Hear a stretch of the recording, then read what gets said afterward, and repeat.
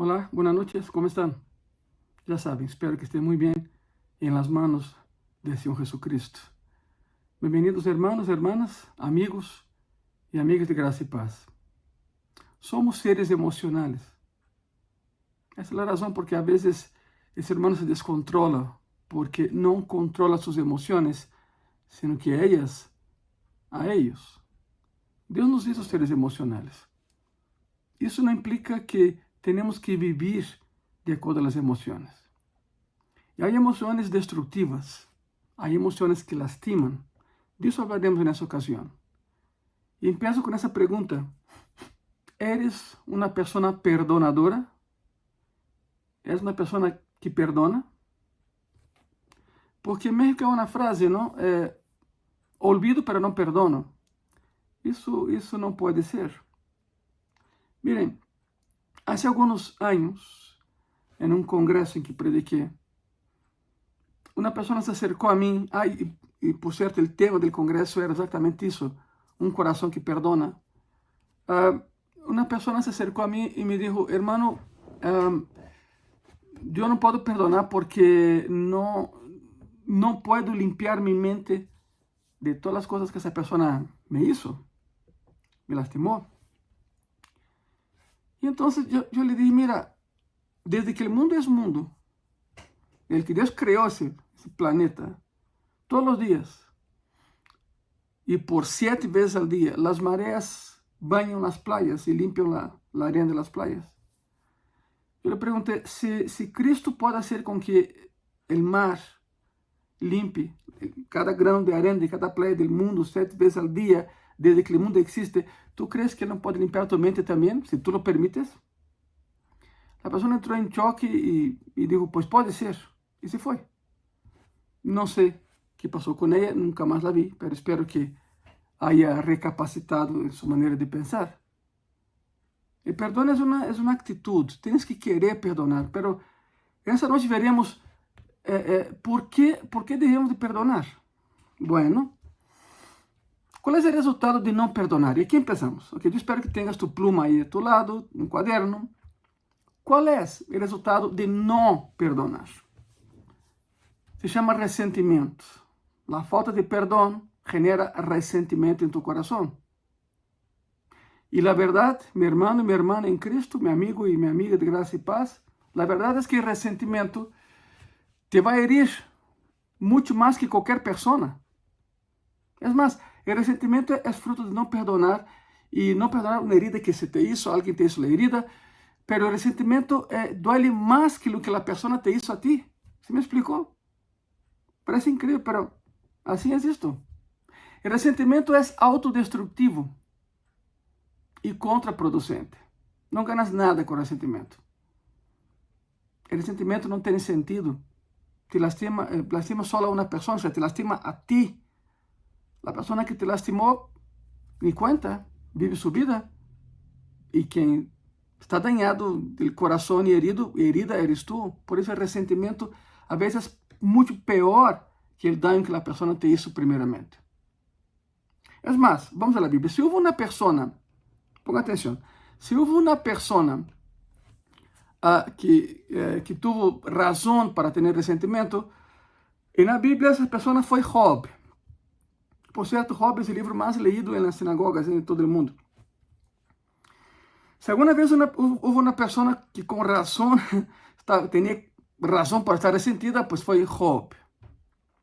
Era un buen hombre, era un empresario, tuvo todo lo que alguien pudiera desear: riqueza, fama, status social y una buena familia, una gran y buena familia. Y un día lo perdió todo. En cuestión de minutos lo perdió todo. Su ganado murió a manos de los enemigos. Sus ovejas fueron, perdón por el chiste, el mal chiste, pero sus ovejas se transformaron en barbacoa porque le cayó un rayo. Perdón por el chiste, sé que fue muy malo, pero pues cayó un rayo, mató todas sus ovejas. Perdió todo en cuestión de minutos. Él estaba con su esposa. Por cierto, él y su esposa todos los días oraban mirando la casa del hijo mayor y primogénito, porque ahí se reunían sus hermanos y ahí se reunió. Entonces el papá y la mamá dicen, no sabemos lo que están haciendo allá, pero oremos para que no sea algo que ofenda a Dios.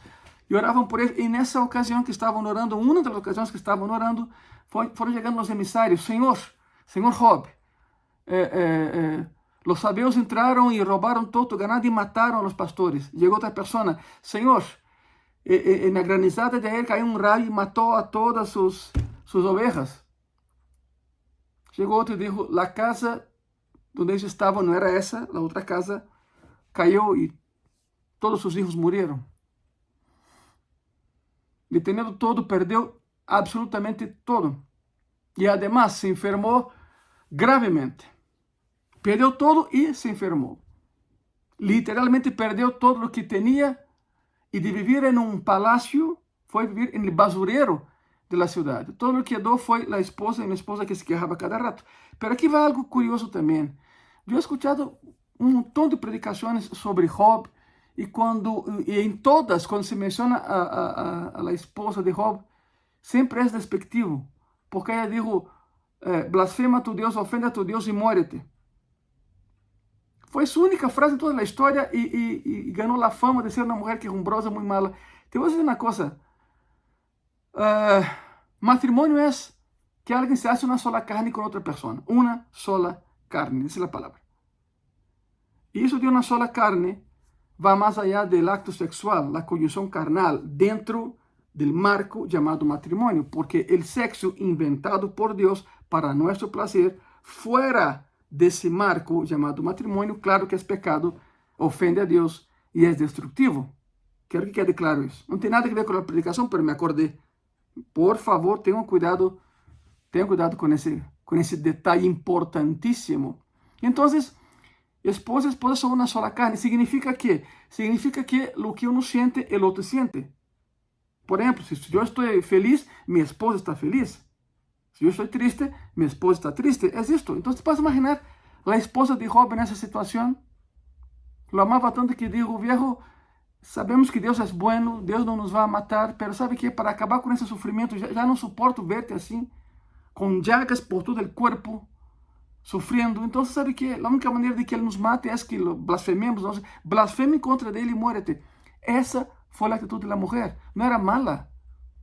Simplesmente era uma sola carne e não suportava ver a seu esposo dessa maneira. Bom, isso para que hagamos um comentário à parte, verdade? Sigamos com a história. E a parte que perdeu todo, además, seus amigos vieram a ajudá-lo e lhe disseram, Job, toda a culpa é tua. Eles chegaram e por uma semana actuaram como amigos. Se sentaram com ele, não disseram nenhuma palavra, porque às vezes para aconselhar a alguém que está passando por uma tragédia, é melhor não falar nada. O silêncio habla muito mais que tus palavras. As pessoas que atravessam por catástrofes e tragédias só querem companhia. Só querem alguém ao lado deles. Seus amigos atuaram assim de Job. Por uma semana actuaram assim. Pero depois começaram a falar. E falaram tonterias. Dijeron, Job, toda a culpa é tua.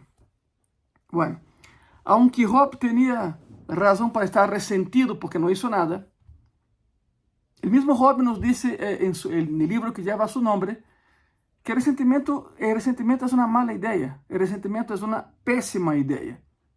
Job capítulo 5, versículo 2, la palabra dice así, es cierto que al necio lo mata la ira y al codicioso lo consume la envidia.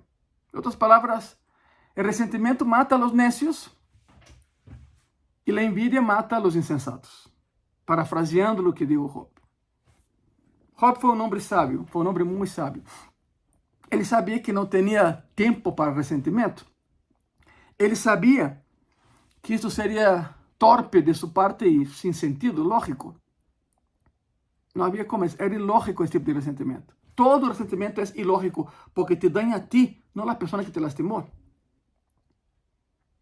Se reflexionas, mi hermano y mi hermana, mi amiga y mi amiga, si reflexionas sobre las experiencias de tu propia vida, probablemente estarás de acordo com Job. Eu estou de acordo com Job. Podemos fazer coisas torpes quando estamos atrapados no ressentimento. Como que perdemos a razão, o sentido, verdade? Diremos cosas como, le daré ese tu merecido, le daré ese su merecido. Todos pensamos algo así, porque somos seres emocionales. Entonces muchas veces hacemos el ridículo intentando lograr que algo así suceda. Me voy a desquitar, lo vas a ver. Eso no lleva a nada, eso no lleva a nada. Cuando estamos resentidos, quiero que entiendan eso, cuando estamos resentidos, actuamos de manera autodestructiva y nos herimos a nosotros mismos más que aquellos contra quienes estamos resentidos, contra quienes tenemos ese tipo de rencor. Nos autolastimamos. Aquí en México son conocidos como los tres chiflados, ¿no? La famosa serie esa en blanco y negro, los tres chiflados. En Brasil, mi tierra, le decimos os tres patetas. En Estados Unidos, de Three Stooges, más bien, de Three Stooges. Pero son mismo. Y hay una, me acordé, haciendo esa predicación, me acordé de cuántas veces ellos se lastimaban entre ellos. Pero hay una escena, que esa escena es el colmo de la tontería. Moe, el que era más violento de todos, con el cabello raro, ¿verdad? Tiene un flequito así. Moe estaba lastimando a Curly, golpeando su pecho. Estaba ahí golpeando su pecho. Y entonces Curly dice, deja de golpear y se va. Y Curly dice, me voy a vengar. Me voy a vengar de ese tipo. Voy a detener a ese tipo. Así que Curly sale, regresa con una dinamita, la prende, lo pone en su cuello y dice, de la próxima vez que él me haga así, le vuelo la mano. Pero tenía la dinamita en la cabeza, en el cuello. Claro, el humor de los tres chiflados a veces no es ni humor, es sádico a veces, ¿verdad? O sea, queriendo arrancar la mano del otro, le iba a volar la cabeza, del mismo. Es exactamente eso. Y digo, la próxima vez que él me pegue, le voy a arrancar la mano con explosión. Pero la dinamita estaba cerca de su cabeza. Eso es lo que sucede. A pesar que el ejemplo es muy burdo, ya lo sé, no quiero herir sensibilidades esta noche, pero eso es lo que sucede cuando tenemos resentimiento. Hacemos cosas completamente torpes, intentando vengarnos de las personas que nos lastimaron. Y nos lastimamos más a nosotros mismos. Nunca vamos a lograr lastimar a alguien, porque en el proceso, eso nos hace más miserables. Por eso el resentimiento no ayuda. El resentimiento no ayuda, créemelo, para nada. Entonces, ¿por qué hacerlo? Mira, no te quedes con el resentimiento. Déjalo ir. Y la palabra aquí es perdónalos. Sí, yo sé que estás pensando, no, pastor, es que no te imaginas lo que me hicieron. Ok, pero tú tampoco sabes lo que me hicieron a mí. Y no somos diferentes, tenemos el mismo Dios. Cuesta mucho trabajo perdonar, muchísimo trabajo, yo lo sé, pero no es imposible. No es imposible, te voy a explicar por qué. ¿Cuál es el antídoto del resentimiento? Déjalo ir, perdónalos. Por una sencilla razón, perdona porque Dios te perdonó. Ojo, perdónalos porque Dios te perdonó. Todos seremos heridos en esa vida. O sea, sería una ilusión, sería mentirte decir que nunca nadie te va a herir. Eso no será la realidad, nunca. Todos seremos heridos en esta vida, de una manera o de otra. Muchas veces seremos heridos de manera intencional por lo que las personas dicen de nosotros o porque hacen con nosotros. De hecho, cada vez, eso es curioso, cada vez que leemos la palabra perdón en algún libro, en alguna historia, cada vez que leemos la palabra perdón, instantáneamente, automáticamente, recordamos ciertos dolores del corazón, heridas y problemas de nuestro pasado. Eso todo viene a nuestra mente otra vez.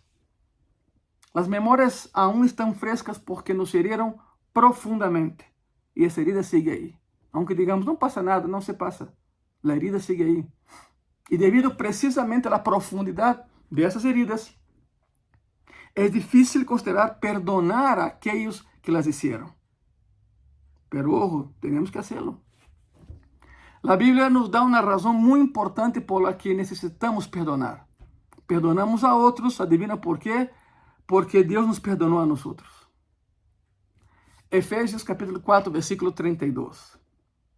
Antes, sed benignos unos con otros, misericordiosos, perdonándoos unos a otros, como Dios também nos perdonou a vosotros em Cristo. Duro, não? Por favor, considera lo mucho que Deus te ha perdonado. E isso te hará ser mais perdonador para com aqueles que te han herido. Considera lo mucho que Deus te ha perdonado. Agora, bueno, desgraciadamente lo opuesto também é verdade. Se não te sientes perdonado, tendrás dificuldade em perdonar a outros. Se tens dificuldade perdonando a outros, pode ser que não te sintas verdadeiramente perdonado por Deus. É um erro do coração. Eu me acordo uma vez, na igreja onde nos congregávamos, eu sempre me quedava atrás para saludar as pessoas, las saludava, entrando, saía. E chegou um jovem, se acercou e me disse, ¿tú eres Ángelo? Me dijo, sí, soy Ángelo. Nunca pregunté de dónde me conocía ni nada.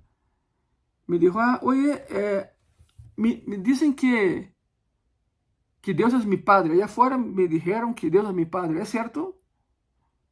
Le dije, sí, claro. Dios es tu padre, es mi padre, es nuestro Padre Celestial. Y yo contento porque esa evangelización iba a ser más sencilla, porque el muchacho ya tenía la idea, ¿no? De que Dios era su papá celestial. Pero no, ahora sí que me salió contraproducente porque él dijo, ok, si Dios es mi padre y si Él está aquí, yo me voy y nunca más regreso aquí. Y salió, yo fui detrás de él. Lo alcancé en la banqueta, le dije, a ver, espera tantito. ¿Cómo que te vas? Dios es mi padre, me voy. Me explica, ¿por qué? Se acercó y me dijo, tú no conoces a mi papá. Mi papá es un borracho, drogadicto, violento, abusador y acosador. Perdão por los sensibles, pero me dijo, mi papá me ha violado. Y llego aquí buscando ayuda y dice que Dios es mi padre. No, son iguales. Gracias a Dios, él se prestó a platicar conmigo. Fue un trabajo muy difícil, pero logré restaurar en su corazón la imagen de Dios. No la imagen del papá que él tenía, sino la imagen de Dios como un padre amoroso, un padre perdonador, un padre que sana, un padre que salva, ¿verdad? Es esto. Pero si tenemos problemas a nivel horizontal, tendremos problemas a nivel vertical. Si tienes dificultad perdonando a otros, puede ser que no te sientas de verdad perdonado por Dios. Pense en esto, por favor. Dios ha limpiado tu pecado por completo. Es una realidad. Si eres cristiano, si has aceptado a Jesús en tu corazón, Dios te ha limpiado completamente el corazón. Hizo borrón y cuenta nueva por lo que Cristo hizo en la cruz por ti. Todas las cosas por las que merecías pagar han sido absueltas y pagadas porque Dios te ha perdonado. ¿Ok?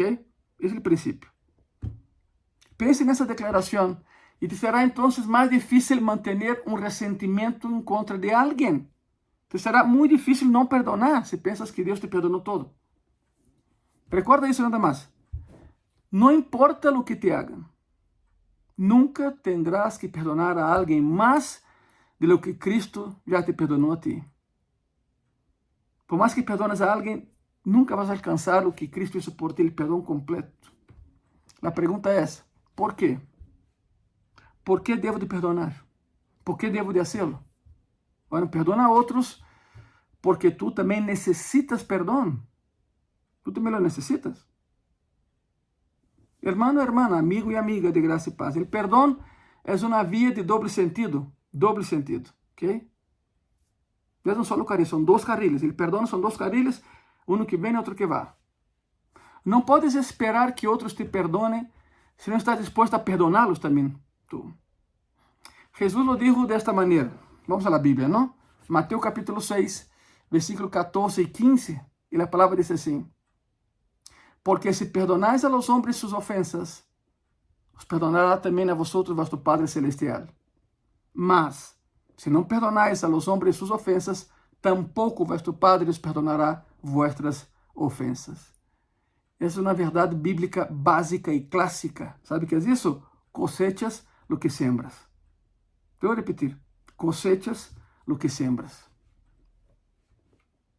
Uma vez um homem se acercou a John Wesley. John Wesley foi um grande predicador, um grande teólogo do século XVIII na Inglaterra. E o homem disse a John Wesley: nunca poderé perdonar a essa pessoa. Típico. Nós, como pastores, escutamos isso um montão de vezes. Nunca poderé perdonar a essa pessoa. John Wesley le respondeu, e le vou ler, dijo: entonces espero que nunca peques. Quando não perdonas, estás queimando o único puente que necessitas cruzar. Qual é? O perdão. Se não perdonas, não esperes perdão. Quando não perdonas a outros, estás condicionando a outros para que não te perdonem. Porque Deus disse que necessitarás perdão no futuro. Dias mais ou dias menos lo vas a necessitar. Quando escuto a alguém dizer que não pode perdonar a alguém, me dou conta de que essa pessoa nunca ha entendido o perdão tal e como é. Nunca ha entendido como é o perdão. Porque se entiendes o perdão, estarás mais disposto a hacerlo, ou seja, a perdonar. Muitos mitos se interponem em nossa disposição de perdonar. Por exemplo, aqui há três razões, te vou dar três razões por las quais não se perdona, porque as pessoas têm conceitos equivocados sobre o perdão. Primeiro, o perdão não é minimizar a seriedade da ofensa. Te vou repetir, isso não é perdão. O perdão não é disminuir, minimizar a seriedade da ofensa. El perdonar a alguém não significa que a herida em tu coração não duela. Sí duele. E é real. Número 2. El perdão não é a restauração instantânea da confiança. Me lastimou, me heriu, mas sabe que eu confio nele. Não, isso não é assim. Naturalmente que não. Número 2. El perdão não é a restauração instantânea da confiança. Não, a confiança se deve construir ou reconstruir por um período de tempo. Se as pessoas te hieren uma e outra vez, a Bíblia diz que estás obrigado a perdoná-los, mas não estás obrigado a confiar instantaneamente neles outra vez. Quero que entendas isso. Isso é importante. A confiança se perde muito rápido, para volver a ganhá-la é todo um processo. E tu decides se sim ou se não. E número 3. O perdão não é reanudar a relação sem nenhum cambio. Não é assim. Perdonar não é o mesmo que reanudar uma relação. El perdón es lo que haces, el perdón es lo que haces si te ofenden. Si vas a restablecer una relación, el ofensor tiene que hacer tres cosas. El ofensor, tres cosas: arrepentirse, ofrecer restitución cuando sea posible y reconstruir la confianza perdida. Es un proceso. Es un proceso. El perdón es lo que haces si te ofenden, pero si va a restablecer esa relación, no es que, no, todo nuevo, pero espérate. Aquí hay tres cosas que tienen que hacer la persona que te ofendió: arrepentirse, restituirte si es posible que se tenga algo y reconstruir la confianza perdida. Que quede claro, no es un automático, ¿eh? El perdón sí, automático, pero el proceso de confianza tarda un poco más. Deus te vai ajudar. É tempo de perdonar aqueles que te han herido, não crees? Porque a falta de perdão te encadena com essa pessoa que te lastimou.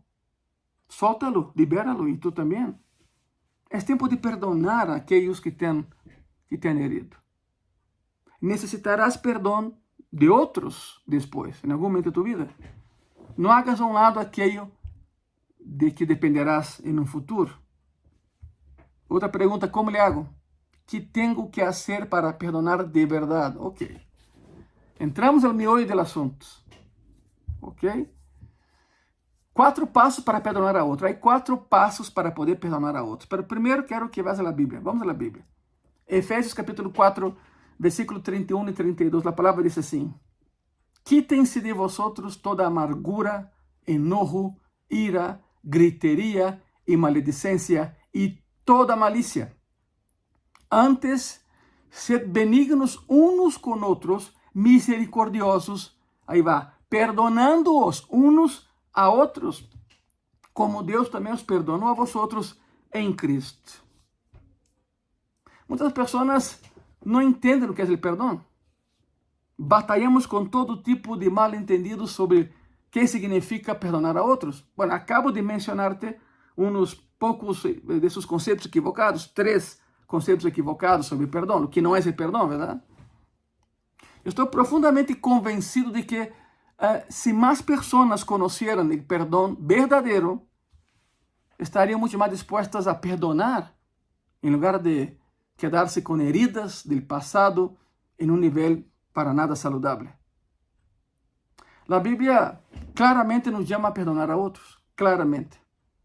Gálatas, capítulo 6, versículo 1, diz assim: Hermanos, se alguno fuere sorprendido en alguna falta, vosotros que sois espirituales, restauradle, mira isso, com espírito de mansedumbre, considerándote a ti mismo, não seja que tu também seas tentado. A restauração implica humildade.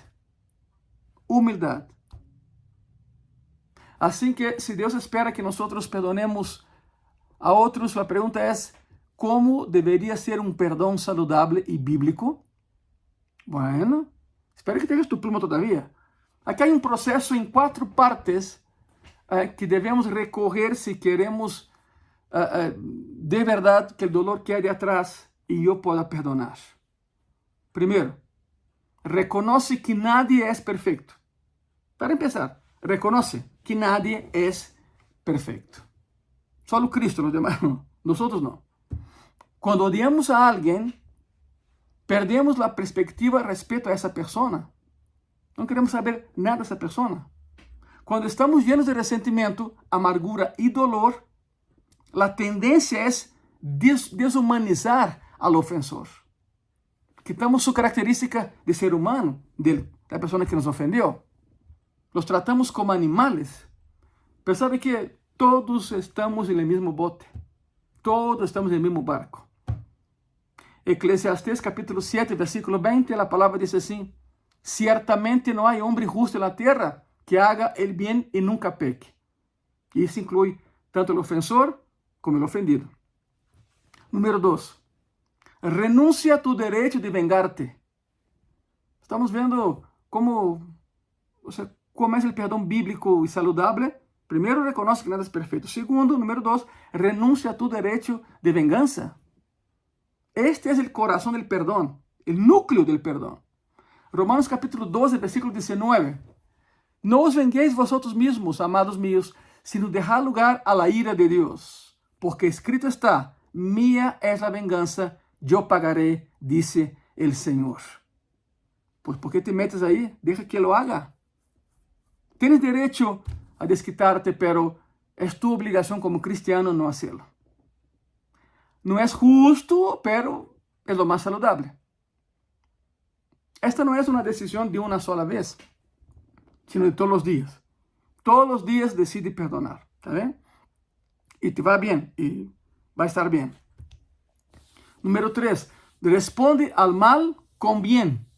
Sí, se dice fácil, pero tenemos que hacerlo. Es muy difícil, pero Dios nos va a ayudar. Responde al mal con bien. Así es como sabe que has liberado completamente a alguien del error que cometió en tu contra.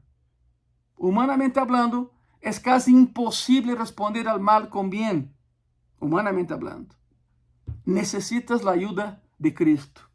Ahí sí, con Él sí podemos. Necesitarás que el amor de Jesús llene tu vida. ¿Por qué? Bueno, el amor de Dios no guarda rencor ni registro de errores. Te dejo de tarea, lee completito primera de Corintios capítulo 13, ¿ok? La primera carta de Pablo a los Corintios, capítulo 13, todo el capítulo 13. Y vas a ver por qué estoy hablando eso.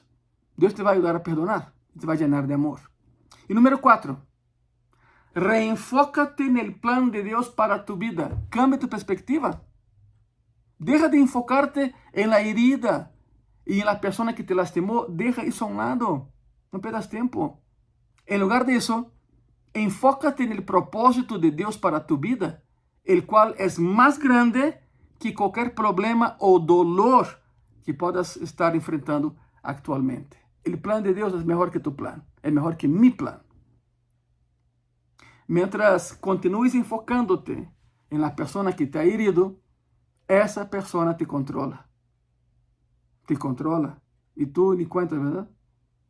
De hecho, si no liberas al ofensor, tarde que temprano comenzarás a parecerse a él. ¿Quieres ser como él? ¿Quieres ser como ella? ¿Quieres parecerte a la persona que tanto lastimó? ¿No, verdad? Déjalo. Libéralo. Deja que se vaya. Perdónalo. Y cada vez que alguien te lastime y piensas hacerle daño a esa persona y no perdonar, simplemente detente un poco, respira profundamente y piensa, yo soy mejor que esto. Yo soy mejor que esto. Dios te va a ayudar, pero piénsalo bien. Cuando te sulfuras y quieres la venganza y no es justo y me la vas a pagar, no. Detente y piensa, yo soy mejor que esto. ¿Por qué no oramos? Cierra tus ojos, por favor. Señor Jesús, gracias por esa lección de amor, Señor. Y gracias porque tú nos ayudas a que podamos perdonar. De hecho, Padre, cuando pensamos en lo que hiciste por nosotros en la cruz, es mucho perdón y no lo merecíamos. Si tú nos perdonaste de esa manera, Señor, ¿quién somos nosotros para no perdonar a los demás? Ayuda a mi hermano, ayuda a mi hermana, ayuda a mi amigo, a mi amiga, Señor, a que de verdad pueda perdonar, pero de corazón, no de labios. Gracias, en el nombre de Jesús. Amén y amén. Yo les exhorto a que nos ayuden a sacar la iglesia adelante. Muy pronto, escúchame, muy pronto estaremos reunidos otra vez. Pero eso no es excusa para que tú no cumplas tu obligación de ofrendar y diezmar a la obra. En un momento más vas a ver la información. Hazlo, lo necesitamos, la iglesia necesita. Y esas pláticas ya van a ser presenciales muy pronto, muy pronto. Cuando reabramos el templo, les vamos a dar toda la información de horarios y todo eso y vamos a estar juntos otra vez muy pronto. Créeme que muy pronto. Mientras, aquí seguimos. Muchas gracias y que Dios te bendiga.